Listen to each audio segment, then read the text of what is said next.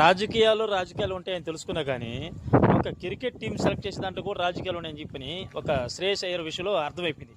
అంటే నాకు అర్థం కావట్లేదు, ఒక బ్యాట్స్మెన్ ఆడకపోతే తీసి పక్కన పెట్టాలి కానీ ఏ ఫార్మాట్లో అయినా నెంబర్ వన్గా బాగా ఆడుతుండి ఒక క్యారెక్టర్ పరంగా కావచ్చు, ఒక ఆట పరంగా కావచ్చు, ఒక క్రమశిక్షణ పరంగా కావచ్చు, అన్నిట్లో బెస్ట్ ఇస్తున్నప్పుడు అతను తీసి పక్కన పెట్టడానికి ఏంటో నాకు అర్థం కాలేదు.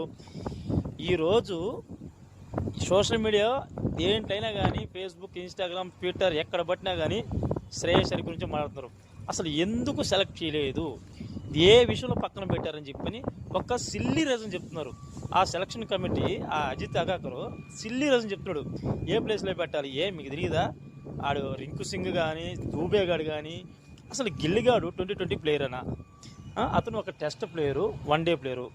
అతను తీసుకొచ్చి వైస్ కెప్టెన్ పెట్టడం నాకు అర్థం. అదే వైస్ కెప్టెన్గా అయ్యర్ని పెట్టచ్చు కదా, నెంబర్ 1 బ్యాట్స్మెన్. చూస్తా ఉనండి, శ్రేయస్ అయ్యర్ మీరు సెలెక్ట్ చేయకపోయినా ఈరోజు ఇండియాలో క్రికెట్ని ఎవరైతే ఆరాధిస్తున్నారో ప్రతి ఒక్కరి గుండెల్లో దేవుడైపోయాడు.